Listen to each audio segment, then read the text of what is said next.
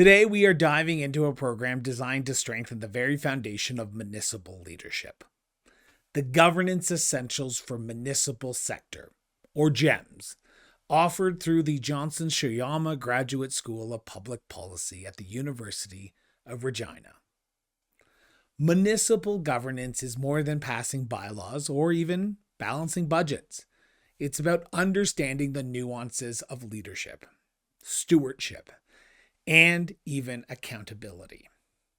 Whether you're a council member, a municipal administrator, or simply passionate about your community, strong governance skills are essential to making informed decisions that benefit everyone. Now, by the end of GEMS, participants are equipped to confidently navigate the complex world of municipal governance. That means understanding the council's role in setting direction, monitoring performance, and providing oversight for financial, infrastructure, and human resource stewardship.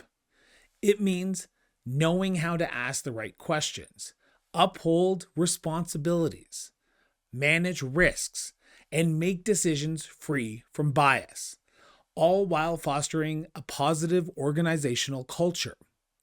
To help us unpack this amazing program and explore why governance is critical at the municipal level, we're joined today by Keith Comstock. Keith brings a wealth of experience in public policy and municipal leadership, and he'll guide us through how GEMS equips leaders to not only just meet, but exceed the challenges of governance at the local level.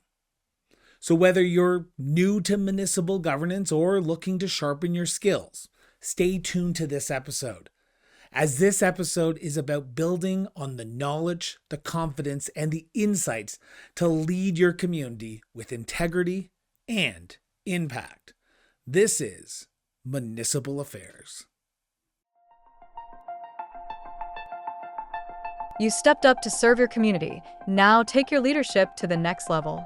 Introducing GEMS, Governance Essentials for the Municipal Sector, a practical, Saskatchewan-based training program designed for council members and those who support them. Whether newly elected or a seasoned leader, GEMS helps sharpen the skills that matter most: decision-making, accountability, financial stewardship, infrastructure oversight, and navigating the complex realities of municipal governance. This isn't your typical classroom. GEMS is flexible, online, and built for busy people. You don't need a university degree, just a commitment to good governance. For some, it's been years since taking a course. That's okay. GEMS is designed to build confidence and knowledge. There is a short assessment, but it's there to reinforce your learning, not to trip you up. If cost is a concern, talk to your administrator, as there may be grants available to offset some of the costs. Because when local leaders grow, entire communities benefit. GEMS, because good governance isn't just important, it's essential.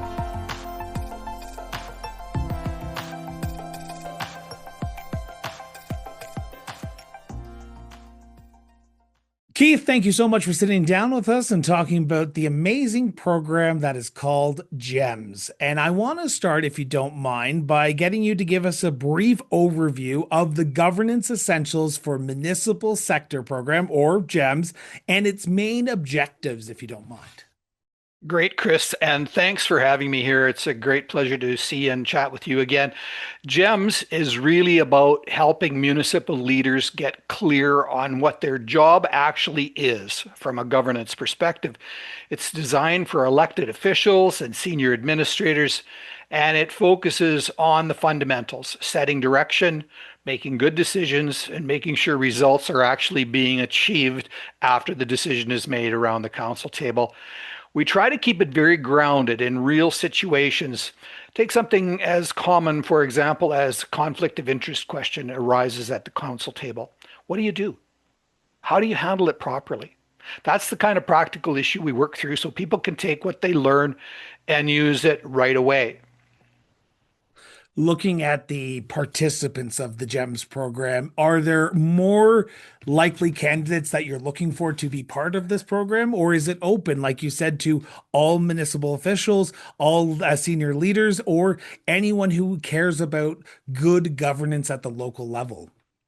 The program is specifically designed to cater to the needs of elected officials at the municipal level, but we have a lot of administrators that also take it alongside their councils because rightly so, they want to hear what their councils are seeing and learning and understand the concepts in the same way. So, and we certainly wouldn't be averse to other senior officials from the municipal level, or even if someone from the general public wanted to. We've actually even had people that aren't necessarily municipal officials, but they work for some other sort of public sector agency where they have a concern or an interest in good governance, because the principles are the same. Doesn't matter whether you're with a school board or a municipal government, good governance works the same. What is good governance at the end of the day for the GEMS program? Because it can be different for many participants and the nuances can be very slight. So, at the end of the day, how do you measure what good governance is so that way participants go away to their own communities, to their own organizations, and implement said good governance? We look at governance as being a learned skill. I've always felt it was very unfair for us. You know, every 4 years we go out and we look for 3,900 or 4,000 well-meaning community members, and we put them in charge of these municipal corporations, often millions and tens of millions of dollars at risk. And we just, we talk them into running for office. We put them in, and then we say, "Good luck, God bless. We'll come back in 4 years and let you know how you did."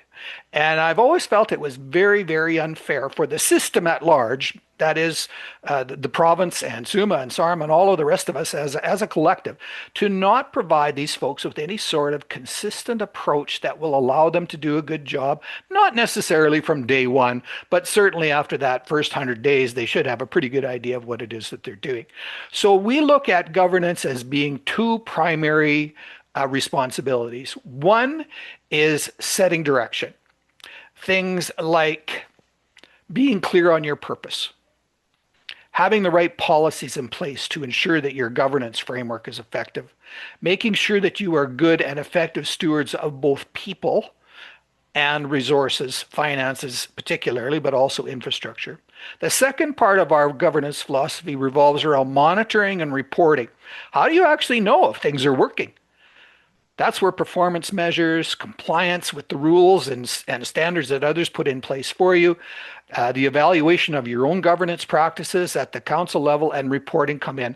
And again, I have to stress that what makes this practical is that every one of these elements in the course is grounded in real municipal situations. So participants aren't just learning concepts; they're actually working through how these decisions work and how they can apply these concepts to the work that they're doing right around the council table. So just picking up on the setting direction, if you don't mind, because it can be challenging at sometimes to set direction because you have polar opposite opposing forces, whether that be administration and council working towards the common good of what the community should be. How does GEMS ensure that they teach setting direction in a practical way? You talk about that real world experience, but sometimes when you get out in the real world, what you learned in school is not going to be what you're going to be dealing with. So is the program set up to adapt to what the real world and what we're seeing in today's challenges face? Absolutely, it is. Municipal officials today are facing a very complicated environment, more complicated than it ever has been, and it continues to get more complicated every day. I gently tease my former colleagues with the government of Saskatchewan when I say that that somebody in government land is always looking for a way to try and make the world of municipal officials more complicated, whether it's a new regulation or a new standard or a new set of requirements that they're expected to fulfill. When we talk about setting direction, we tell the story of Alice in Wonderland. Strangely enough, when Alice was talking to the Cheshire Cat, she said to the cat, which way do you think I should go? And the cat says, well, that all depends on where you want to get to. And at that point in the story, Alice, of course, replied, well, I'm not really sure where I want to go. And then the cat said, well, if you're not sure where you want to go, it really doesn't matter which way you set out. So when we talk about setting direction, we talk about things like official community plans, strategic objectives, the ability to be able to synthesize what the community is telling you with what you you as municipal leaders already know in your hearts are both the right thing to do and the boundaries set by the human and financial resources that you're working with. So again, it's very practical. It's not a lot of philosophy about, smart. We do mention smart objectives and that side of thing, but it's more from the perspective of getting in the right mindset so that you can take all of this input that you're getting from the community, from your administration, from people that are in the business sector, for example, and even in from the provincial and federal governments, and trying help to decide what does that mean for our community, because it's different for Viscount or Vanscoy or the Arm of Edenwold or the city of Saskatoon. You're always working with a different set of circumstances. One of the other areas that GEMS tries to help and teach participants is around financial oversight and how critical it is for municipal leaders. Many people have never worked with budgets the size that municipalities work with. And sometimes it can be daunting to see so many zeros and so much issues around those financial documents. How does GEMS prepare leaders to ask the right questions about budgets and financial stewardship when it comes to municipal governance? And then I have a follow up about the question part here in 2 seconds. Excellent, for sure. Financial stewardship is critical, of course, and we try to take a very broad definition when we talk about financial stewardship. From a stewardship perspective, it's more about it's obviously about the money. You want to keep your eye on the pennies and nickels. But at the same time, it's also about the people that you have. And it leaks into human resource stewardship as well, your volunteers and your infrastructure and those sorts of things. So we start off the course talking about, from a principle perspective, what does financial stewardship mean? What is fiduciary responsibility to the municipality? How do you reconcile the fact that your ratepayers or the people that are in your neighborhood or the people that likely voted for you have a certain set of expectations, and they may not necessarily align with what the rest of council wants to talk about. We also talk about duty of care and the responsibility that every councillor has to make sure that they're well prepared to fulfill their responsibilities in this regard. You don't have to be an accountant. But you do need to have a solid understanding of the principles of financial stewardship. We go along from there and talk about the four common elements of municipal financial statements. It goes into a detail about, what is this particular document going to tell you? What is that particular document going to tell you? And then we close that section with a set of questions and a set of queries that we suggest councillors can use to help make sure that their officials, whether they be the CFO of the municipality or your auditor, is providing you with the kind of information that you want. So again, very practical, very nuts and bolts, and it's all designed to try and raise the comfort level of the municipal official, the elected official, to be able to have that reasonable degree of assurance that everything is going the way that it ought to. Well, just on the question part for a second, it's great that the GEMS program gives a list of questions and queries that you can ask these people.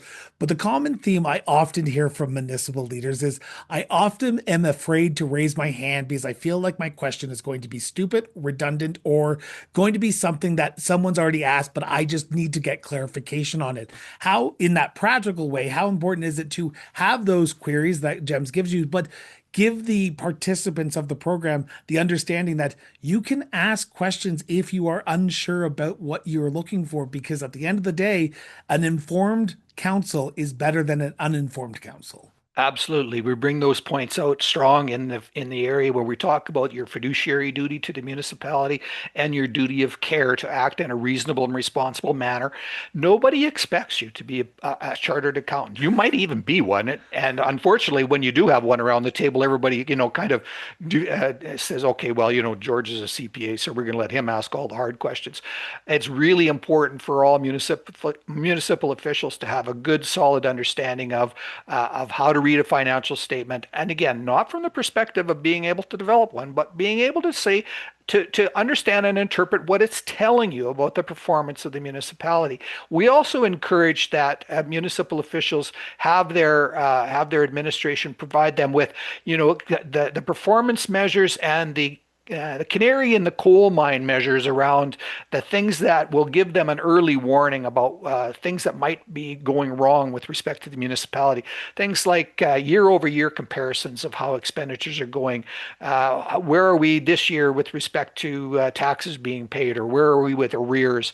And we try to give some guidance. It's not necessary. You don't have to have 100 really good measures, but you really do need three or four good solid ones so that you can, as a council, again, without belaboring the point, have that reasonable degree of assurance that things are going the way you want. With respect to the questions, again, they're very practical things, and they call for, it allows the administrator or the CFO or the auditor, whoever they're talking to bring their professional expertise into it. One of the questions on the auditor's side, municipalities, municipal councils are always expected to have an in-camera session with the auditor during their discussion of the audited financial statement.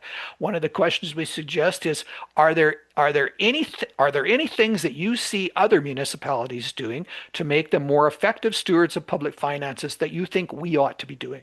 So it's all designed towards trying to bring us an improvement in the culture around the table and an improvement in performance at the local level.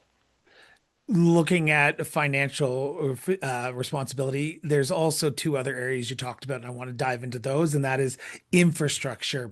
Now, municipal councils are there to direct administration to implement policies, direction, bylaws around the projects that they want to see implemented in their community. And that can sometimes be complex and high stakes for some municipalities when you're talking about money and infrastructure as well. How does the program help council members understand their role in overseeing infrastructure initiatives? We talk there's a specific section on infrastructure stewardship and how to approach this. We break it down into, I know there are more than four, but we break it down into the four general categories of that, solid waste management, water, wastewater, and infrastructure like public works and recreation facilities. So we talk about the general nature of each one of those infrastructure categories. Some of the things that are peculiar to them. We talk about the benefits of asset management programs and how valuable those are to help council get a handle on, where are we at, what kind of shape is our infrastructure in, and what should we be doing first, second, third, and fourth. We also have a variety of guests that come in and speak during those sections. People who can talk from a very practical, again, perspective about asset management, about the importance of a good municipal infrastructure from an economic development perspective. So we tried. It's very, very difficult, given Saskatchewan 780 some municipalities ranging from 50 people to the city of Saskatoon with over 300,000 now. But it is what we try and do is give a good philosophical grounding on how to approach these questions, and then some guidance on here's where you might need to go, here's where you might need to question, and here's where you might need to do some more research. The other area is human resource stewardship. Now, I've been around the block a few years, not as long as you, Keith, but I know that council's only employee is the CAO, the town manager, the SAO, whatever they call it. What does the GEMS program look at when it talks about human resource stewardship? And how does the program address council's duty of care in this area? I've actually softened my position on that particular point over the years, and I know it's a bit heretical. I may be called a heretic for even stating this publicly. And let me tell you a little bit about how my thinking has evolved over the years. I was for years, decades, a strong proponent. The council only has one employee. They need to keep all of that day-to-day stuff firmly in the hands of their administration, and they ought not to be meddling in any sorts of day-to-day human resource stewardship areas. Then I worked with a few RMs who were very small and whose particular situations where their administrators weren't that strong on the HR side, and they had council members that were strong. So the program starts from the premise that yes, from a best practices situation, council does have one employee. It's the administrator, and all of their impact on human resource stewardship issues within the municipality should flow through that administrator. But I make a caveat to that. When it works, when it's possible and when it's practical, there's nothing wrong with having one or two counselors take a bit more hands-on role with that. So, for example, maybe you've got someone who's a business person or a bank manager or someone who's used to working with HR issues in their day-to-day work. They might be able to provide some good advice, not from the perspective of being a council member, but just being a professional in that field to an administrator who's struggling with how to develop a job description, perhaps. So I take a very practical approach to this. And for me, it's really important if you're going to try and stray from that, you only have one your administrator is your only employee, and that's the only time you have any contact with these folks. If you're going to stray away from that, it has to be a conscious choice. Everyone needs to know what the rules of the game are, what council specific role is. And again, if it's going to be a more active one, you need to talk about it first, because if you wait until the bullets are flying, you're going to get into trouble. Rewind from that, though, from how the GEMS program looks at it. Again, we talk about the governance role of a council with respect to human resource stewardship being around having this reasonable degree of assurance that things are going well. So that means that their role with respect to reviewing and approving human resource policies, for example, is really important. Keeping an eye on those canary in the coal mine items with respect to the human resources of the municipality that might tell you when something's going wrong. What's our sick leave situation look like? This isn't something that you look at every council meeting, but maybe quarterly, maybe twice a year, you have your administration report back on what's our use of family leave. How are people? What's our retention rate? How many people are we losing? How many people are we hiring? How long have they been working for us? What's the results of our employee engagement study, for example? So again, they're looking from the governance perspective on these measures and these different attributes of human resource stewardship that give them an idea of how things are going. They don't need to know, and absolutely, shouldn't be involved in the administrator telling the grader operator that he ought to do grid 622 before he does grid 687. That's just not practical. Looking at the risk management of governance, it is something that a lot of municipal leaders can fall into and get trapped in because they don't want to put their municipalities into bad places, and they don't want to have any risks pop up overnight or over council decisions. How does the program help councils identify and mitigate potential risks that they could see in their day-to-day operations and day-to-day council meetings? We take a very practical, again, approach to risk management and assessment. We teach risk management assessment to civil servants, and we use the same philosophy. Risk management is all about understanding what the risks are, what the potential of them happening, and if they do happen, how bad will it be? So we encourage council to take an active role in working with their administration to develop a risk assessment and management plan for their municipality. So in many ways, all risk management and assessment comes down to forewarned is forearmed. So we take the philosophy that the more you know, the more you've thought about these things happening, the less likely they are, first of all, to happen because you've thought about how to mitigate them. And if they do happen, they're less likely to be of a significant damage because you've thought about the steps that you're going to take in that case. We talk about things like heat maps, about prioritization schedules, and again, about how the practical aspects of developing these risk management plans often come down to developing a set of five, like asset management, coming up with a set of 5 or 6 categories of risk that you're probably going to have to deal with throughout the course of your term on council, and then identifying the 5 or 6 most important risks in each one of those areas and what you're going to do about them. We talk about the 4 classic ways to deal with risk. You mitigate it, you avoid it, you transfer it, or you just accept it. And again, it's all tempered from the perspective of it's not council's job to go out and tape down the loose rug in the rink. Although if you're there, you might do it anyway, just because you're a good citizen.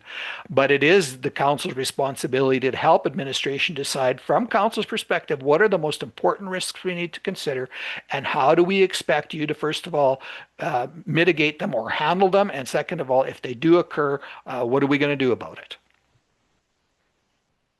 One of the big areas that I talk to municipal leaders all the time about is personal bias when you go into a council meeting. Now, I know that every decision a council member has to make has to be unbiased decision making. You have to go in with an open mind. Now, we all have our own personal beliefs and we all have our own personal biases of what we believe is right and wrong and how a community should move forward and how we community should not move forward.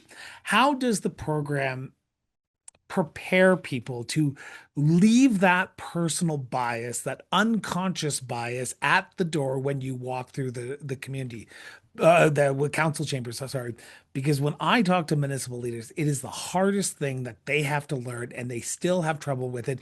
4 years, 5 years, two terms into decision making because that unconscious bias is so strong. How does GEMS prepare people to make those unbiased decisions?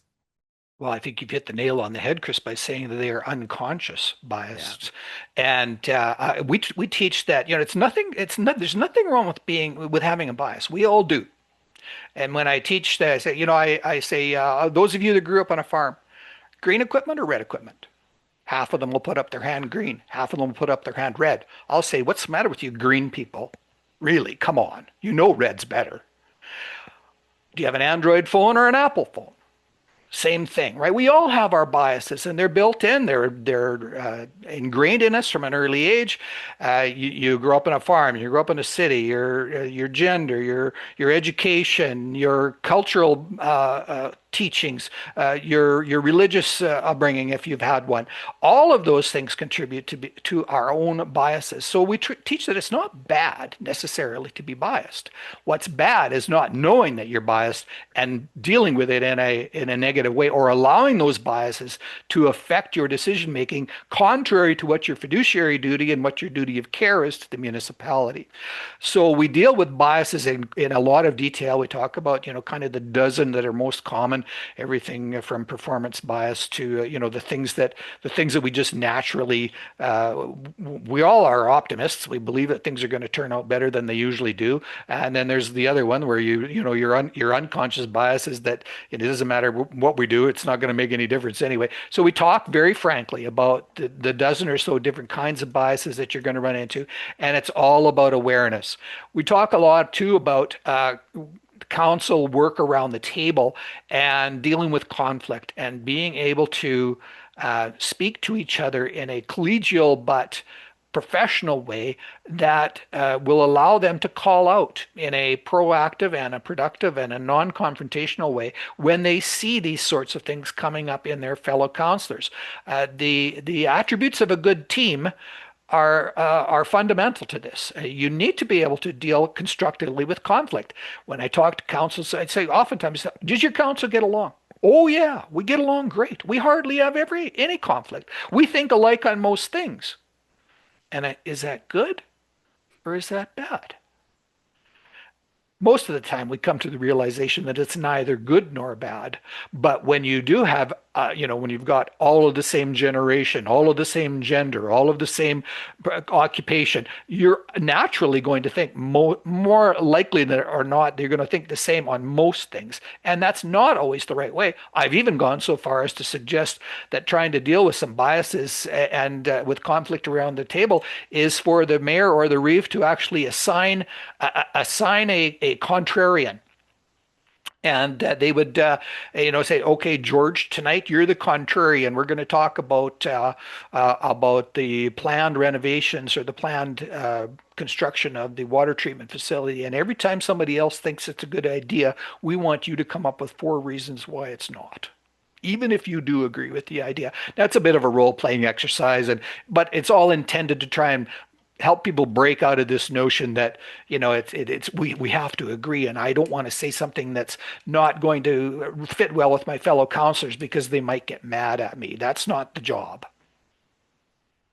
You brought up this subject, so I'm just going to play in it for a brief second, if you don't mind, because I am seeing across Canada, in Saskatchewan and across Canada right now, the personal conflicts at council tables being spilt over into the public. 20 years ago, you probably wouldn't see it as much as you see it now. I'm not sure if this is the case, so please just correct me if I'm wrong here, Keith. But does GEMS teach municipal leaders, participants of the program, how to deal with those personal conflicts. So you're always looking at the betterment of the community. Even if you may not get along with the person on council, you have to look at everything through the lens of what is good for the community. Not what's good for me, but what's good for the community. Does it teach that? GEMS doesn't go so far as to teach a mini course on how to deal with difficult people or how to resolve conflict, but we do talk about it from the perspective of the fiduciary duty that you have to the municipality, your duty of care, and we do bring out absolutely the importance of teamwork and this notion that when you get onto council, you're a group, you're not a team. Yeah. And the same thing is when the Riders go to training camp, they're just a group of football players. They're not a team yet. Blue Jays, I'm not sure when this is going to air, but the Blue Jays just finished spring training. They're not a team yet. Starting Friday, they will start to become a team, and councils are the same way.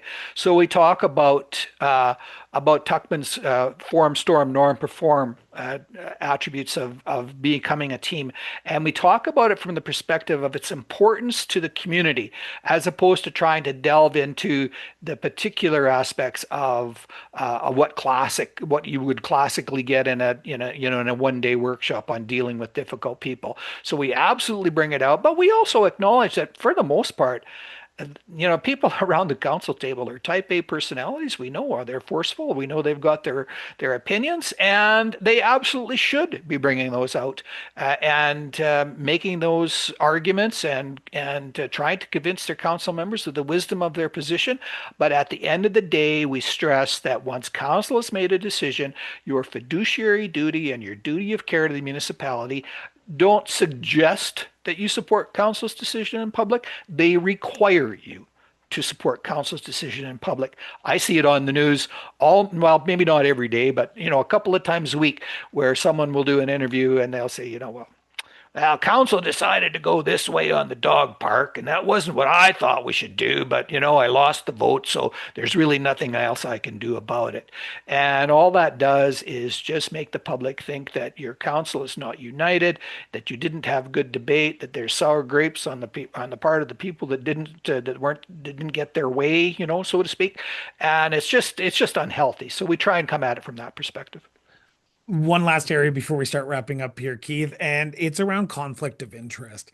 Now, I have seen some counselors who have gone full bore and said every issue that they believe they have a conflict with, they will literally excuse themselves from that decision, leave council chambers, let the decision happen, then come back in a few minutes later. And then I have seen some who have said, I don't think I have a full conflict of interest, so I'm still going to vote on the issue that's in front of us. And then they get bit by the legal bug a few months later. How does GEMS prepare municipal leaders to ensure that the decisions they're making are not perceived as a conflict of interest for them? Two things about conflict of interest. One, that it's not necessarily bad to have a conflict of interest in small town Saskatchewan, particularly when we work in the north.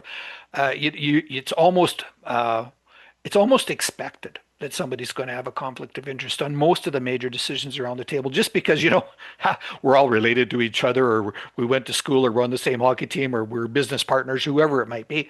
So we teach that it's not bad to have a conflict of interest. What is bad is not dealing with it in a proactive way. So our philosophy around conflict of interest, we teach directly from what it says in the Municipal Act about how to deal with conflicts of interest, how they're defined, and the process that counselors must follow in order to stay on the right side of the law when they feel they've got a conflict of interest. My rule of thumb that I teach to them is that if you think you might have a conflict of interest, you probably do. And it's far better off to declare it and to get it out in the open and have it not come back to reflect poorly on you or on your council in the long run. Now, I've also had the question posed to me where, all of a sudden there's 7 of us around the council table, 4 of us have a conflict of interest. We only got 3 people left. Well, refer to the act. There's some specific directions that you can and should take with respect to those situations. So it's it's not strong on the legalese. I'm not a lawyer, but we do count on what the act says about conflict of interest. And then we talk about the best practices, and we also bring in some issues around liability. One of the great quotes that Kevin Fenwick, a former Deputy Minister of Justice, does in the course talks about the question he often gets is, can I be sued? Can I be sued for this? And Kevin says, no, the question's not can you be sued, because you can always be sued. The question is, could you be held liable? And that's a different conversation as well. So we talk about conflict of interest and liability from both those perspectives of how to stay on the right side of the law. And if you feel like you're in a difficult situation, here's the initial steps that you must take. And we always recommend that if there's any doubt in your mind, that it's never a bad idea to get a legal opinion or some advice from someone who actually knows. Now, for the program as a whole, as we begin to wrap up, we are halfway through the Saskatchewan municipal term of office. Halfway through as of November of 2026, but we're halfway through. This program you can enter into at year 2, year 3, year 4, or term 2 of your first year. It's not just for brand new municipal leaders, is it? No, absolutely not. We believe that it's of critical importance for all municipal leaders, and I've even actually had mayors, a former mayor of Weyburn who had served several terms and came back and said, this really taught me a lot of things that I didn't know. And again, it comes back to this: just because you've been around a council table for a few terms doesn't mean that you have all of the attributes of a good governor. And so, we've actually designed the course to be flexible like that. You can enroll at any time. It's delivered entirely online. You go at your own pace. And the facilitators, myself and Sheldon Green, my colleague at Johnson Shoyama, are never further than an email or a phone call away if you've got questions. And at the end of the day, there's also an exam that you can challenge at the end of the course if you decide you want to. If you don't, that's okay. You'll get a certificate of completion and you'll have that knowledge in your toolkit as you go back to the council table. But if you challenge the exam and succeed, you'll also be awarded the Municipal Sector Governor designation from the University of Regina.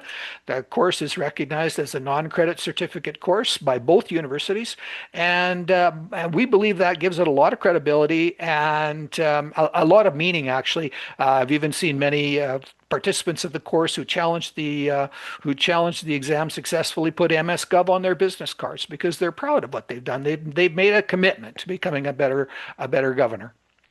Looking at the past and where the program has gone from and where it is today, I can imagine the program's always keeping up with what's going on in the sector as it evolves as well. How has past feedback from participants shaped the evolution of the program that we see today? Well, I think this is me now, being honest, and humble.